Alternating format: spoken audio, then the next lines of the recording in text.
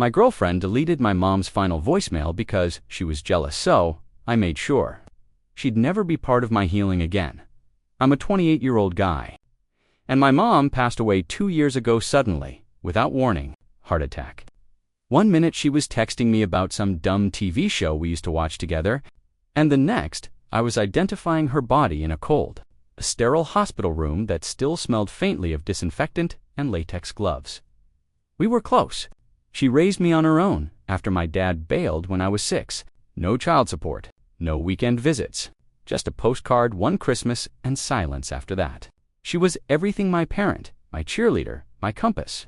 We didn't have much, but what we lacked in money, she made up for with love and corny jokes. God, she was so good at those. The night before she passed, we had a stupid argument. I can't even remember what it was about now. Maybe something about me forgetting to visit or not answering her calls fast enough. I was tired, stressed from work, and snapped at her. She got quiet, said, "Okay, sweetheart. I love you. We'll talk tomorrow." I mumbled something like, "Yeah, sure," and hung up. That was the last time I heard her voice until the voicemail. She'd called me around 9 a.m. I missed it, but she left a message. Her voice was soft, kind of sleepy sound. She said, "Hey, just checking in. Miss you. Call me when you get a chance." That's it. 19 seconds. But I played it over and over, sometimes on repeat. I even backed it up to 2 different cloud accounts. That voicemail became a lifeline, because in a world without her, that was all I had left, and I never imagined someone would take even that away from me. After Mom passed, I was a mess. I'd never felt grief like that, like something heavy and invisible was sitting on my chest every second of the day. Eating felt pointless. Smiling felt like betrayal. Most people gave me space, but Sarah and I had been dating just under a year when it happened. She was the one who picked me up from the hospital that day. She held my hand at the funeral. She let me cry on her lap when we got home. She even brought food I never touched and offered to help with thank you cards I couldn't write down at first. I thought she was my anchor, someone solid, while everything else was falling apart. I remember thinking, if she can handle me at my worst, she must really love me. But grief has a way of blurring things. Looking back now, there were signs I didn't want to see. The first red flag came a few weeks in. I was replaying the voicemail on speaker one night, just lying on the couch, staring at the ceiling. Sarah walked in, paused, and said, "You're still listening to that?" I didn't know how to respond. I just nodded. She didn't say anything else. But the way she looked at me, like I was clinging to something pathetic, stuck with me. Over time, she started making little comments. "You know she wouldn't want you stuck like this. Maybe it's time to start moving forward." I feel like I'm competing with a ghost.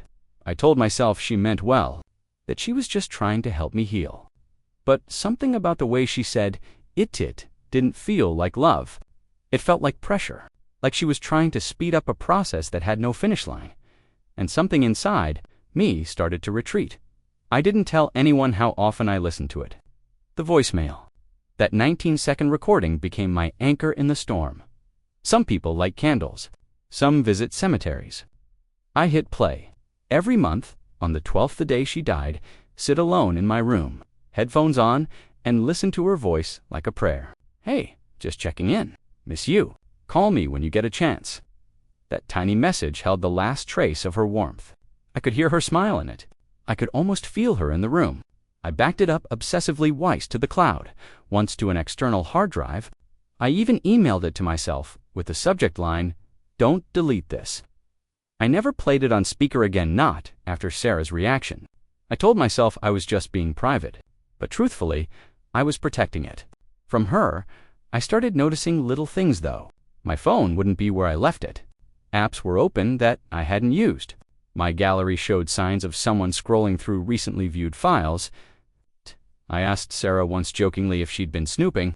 She laughed, said, "Please, I'm not that bored." But she didn't look me in the eye. I brushed it off. Told myself I was being paranoid. Grief messes with your head, right? Still, I changed my voicemail password. Moved the file again, this time to a hidden folder labeled Tax Docs. Part of me hated the secrecy. The other part didn't trust her enough not to need it. And I had no idea how badly I was going to need it. The thing about grief is it's not linear. You don't just cry once accept it, and move on. It hits you in waves, sometimes weeks apart, sometimes in the middle of a grocery store aisle because you saw your mom's favorite cereal. I tried not to make Sarah feel like she was living in my mom's shadow. I really did. I stopped talking about Mom every day. I pushed down the moments when I missed her the most. But the more I tried to protect Sarah's feelings, the more I felt like I was losing mine. Anytime I slipped even a casual memory, like Mom used to love that movie, Sarah would go quiet. Not angry, just blank, like a wall dropped between us. She never asked about my mom, never brought her up unless I did first. Once, I asked if we could visit the cemetery together. She frowned and said, "I just don't get the point of sitting in front of a rock." That cut deeper than she knew. I said nothing, just nodded, went alone. There was this night random Tuesday when I broke down. I'd had a rough day at work, and some nurse had worn the same perfume my mom used. I came home shaking, tried to hold it in, but the dam burst. I sat on the floor and sobbed. Sarah stood in the hallway, watching me. She didn't come over, didn't kneel or touch my shoulder or ask what happened. She just said, "You're still not over this." That moment sits with me. Like a splinter in the back of my throat, I started realizing she didn't want me healed. She wanted me done grieving, and those aren't the same thing. It was the second anniversary of Mom's death. I woke up early, heart heavy, and reached for my phone like I always did on that day. It had become tradition: wake up, play the voicemail, let myself cry if I needed to, then start the day. But when I opened the saved folder, it was empty. At first, I thought I clicked the wrong tab. I checked again. Then again, the file was gone. Not renamed, not moved, gone. I jumped out of bed, checked my cloud backups, nothing. I checked the hidden folder labeled tax docs, empty. I opened my email, searched the subject line. I had saved, "Don't delete this." No results. No attachment. No trace. My throat closed up. My hands were shaking as I paced the room. This couldn't be happening. I'd been so careful, so paranoid. Files don't just vanish, people, delete them. I stared at Sarah's figure still asleep in bed, peaceful, like nothing had happened.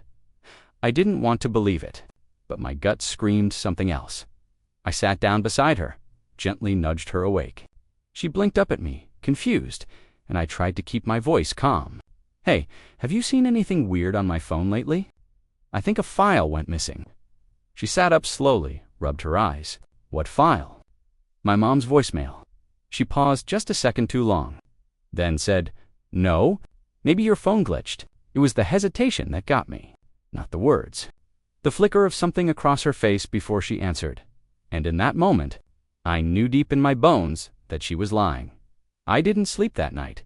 I lay there with my back to Sarah, staring at the ceiling, mind racing. I kept trying to find another explanation. Maybe it really was a glitch. Maybe I accidentally deleted it while half asleep. Maybe. But I knew myself, and I knew how carefully I had protected that file. The next morning, I brought it up again casually while we were making coffee. "I checked again last night," I said, trying to keep my voice neutral. "Still gone." She didn't look at me, just stirred her mug and said, "You probably deleted it without realizing. You've been kind of out of it lately." That was different from what she'd said yesterday. Yesterday, it was maybe your phone glitched. Today, it was me. My fault, my foggy grief brain. My mistake. I let it sit in silence for a few seconds. Then I asked, "You sure you didn't touch my phone?" She finally looked uppy as wide, defensive. "Why would I do that?" she snapped. "You think I'm trying to erase your mother or something?" I didn't say a word. She kept talking, like she needed to fill the space with noise. "I'm not jealous of her, okay? She's dead. You're allowed to miss her. But maybe, just maybe, you're obsessing." There it was. That word, obsessing. She saw my grief not as love, not as healing, but as weakness.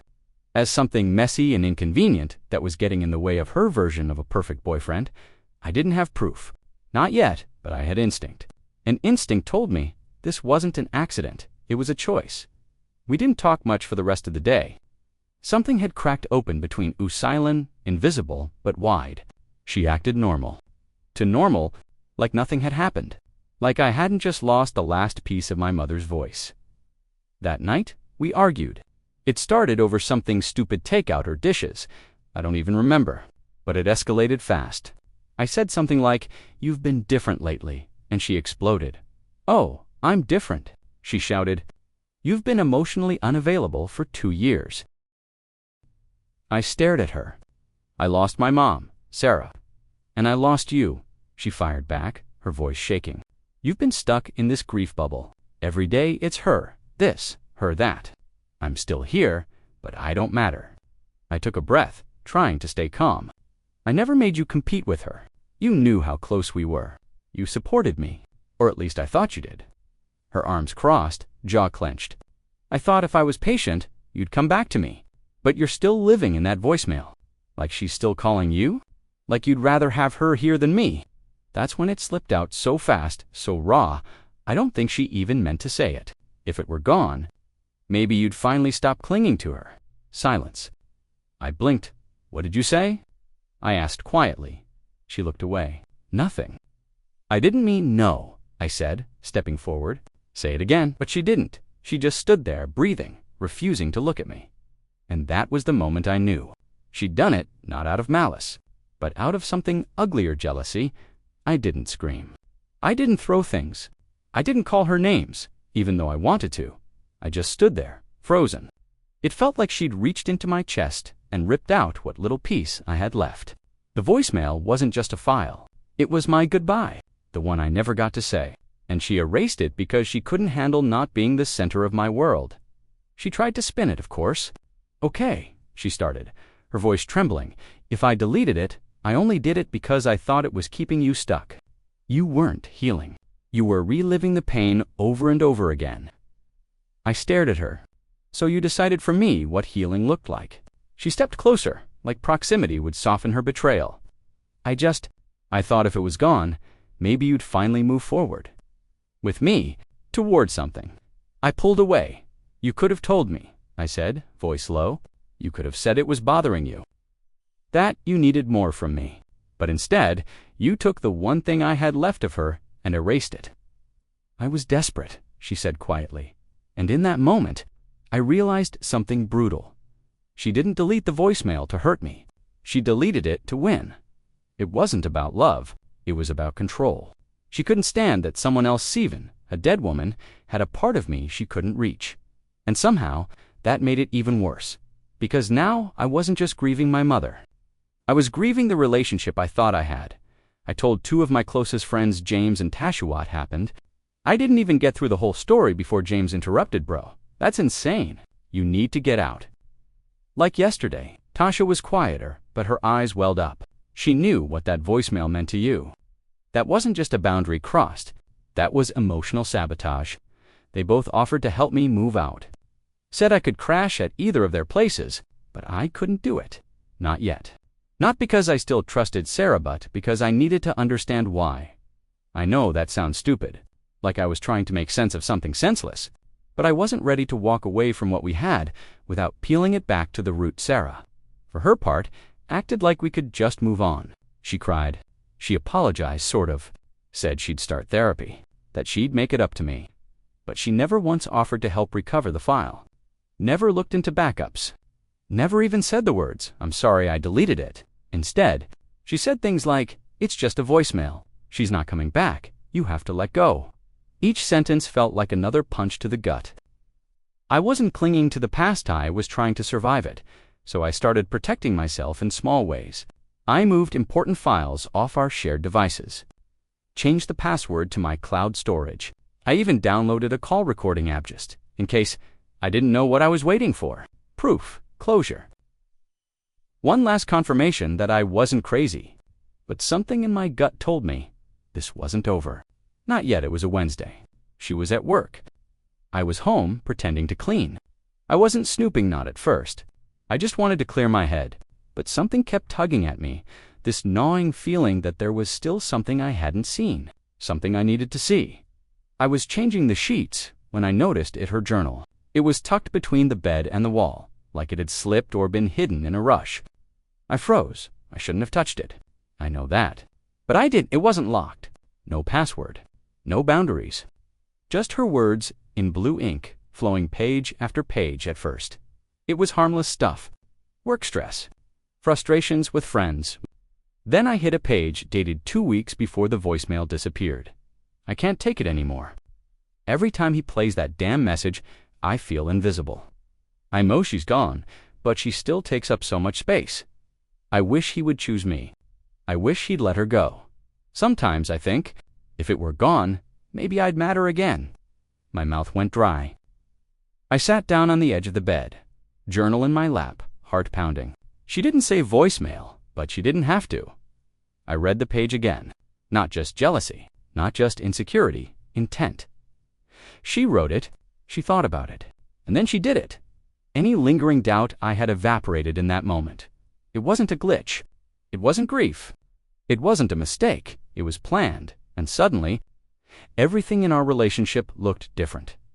I should have left right then. I should have packed my bags, taken the journal with me, and walked out of that apartment for good. But I didn't, because even after everything after the lie, the manipulation, the betrayal, I still loved her. Or maybe I just didn't know how to stop loving the version of her I thought was real when she came home that night. I confronted her. I didn't yell. I didn't throw the journal in her face. I just sat at the kitchen table and asked, "Did you mean what you wrote?" She didn't even pretend not to know what I was talking about. She stared at me, lips trembling, and then she broke. She cried. Not the kind of angry, defensive crying I'd seen before. Real tears. Deep, guttural sobs. "I'm so sorry," she choked. I didn't know what to do. I felt like I was losing you to someone I could never compete with. I sat there in silence, letting her cry. Some twisted part of me wanted to comfort her. I hated that. I hated that I still felt responsible for her pain even though she caused mine. "I'll go to therapy," she whispered. "I'll do whatever you need me to. Just don't leave." Like a fool, I nodded. I told myself maybe this was her rock bottom too. Maybe this was the beginning of real change. But that night, lying next to her in bed, staring up at the dark ceiling, I felt further from myself than I ever had before, because in trying to forgive her, I was betraying the one person I had left to protect me. It didn't take long for the cracks to show again. At first, she did everything right. She started therapy like she promised, or at least, she said she did. She left affirming notes on the bathroom mirror. "I see your pain. Your mom would be proud of you." She even asked about my memories of mom, asked to see pictures. It almost felt healing, but it didn't last. About a month in, I caught her using my laptop. She claimed she was checking movie times, but something didn't sit right. When she walked away, I checked the browser history. She'd been searching how to recover deleted voicemails permanently, and can someone be emotionally addicted to grief? Then I checked the file path she'd opened. It was the folder where I'd recently stored voice memos of mom's friends. Little audio clips I'd started collecting just to keep something alive. They were all gone. My throat tightened. My hands went east. I knew I hadn't deleted them. I never would. I confronted her, this time without any softness. "You touched my files again." She didn't deny it. "I thought they were hurting you," she said. "You were spiraling again. You don't see it, but you drown in this stuff." I lost it. "No, you don't see it, Sarah. This is my process. My pain, my mom. Not yours to manage. Not yours to edit. You're not a therapist, you're a vandal." She stared at me like I'd slapped her. But I didn't care that night. I packed my bags, no long talk, no second chances, no quiet goodbye. I took my grief and what was left of my dignity, and I walked out. The first night alone felt strange but clean, like I could finally breathe without filtering myself. No one judging the weight of my grief. No one hovering over my healing like it was their project. I moved into a friend's guest room temporarily, just a mattress on the floor, a desk, and silence. But that silence was mine. For the first time in 2 years, I didn't feel like I had to apologize for missing my mom that the next day. I started rebuilding. I reached out to old family friends, people who had saved voice notes from her birthday calls, holiday wishes, even a voicemail where she was just laughing at something stupid I did. They didn't even know those recordings were still on their phones. I compiled them all, labeled each one, and this time I backed them up to 4 places cloud hard drive, encrypted folder, an offline USB.I. Even started journaling, something I swore I'd never do. Not about Sarah, about mom.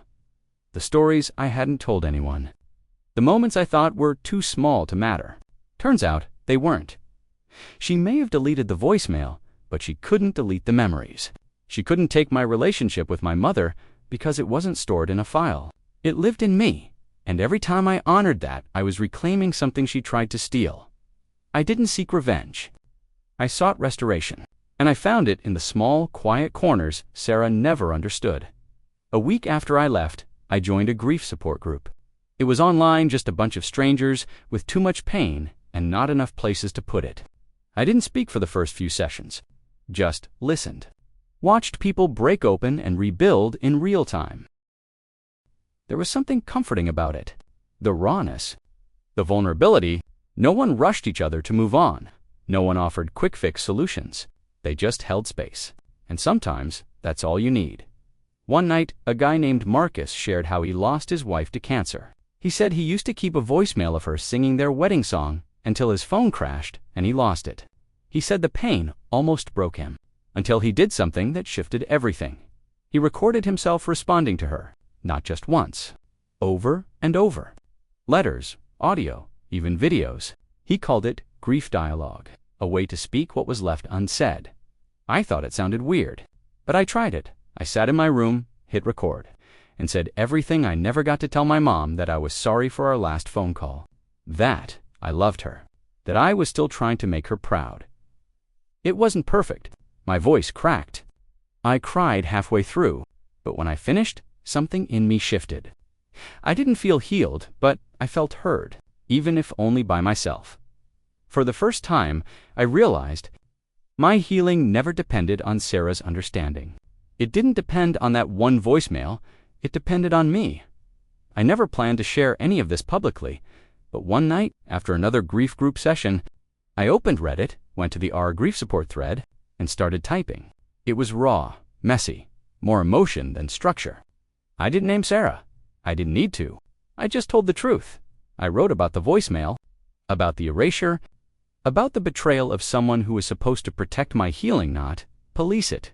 And I ended it by saying, sometimes the person who claims they love you the most is the one who's most afraid of the parts of you they can't control.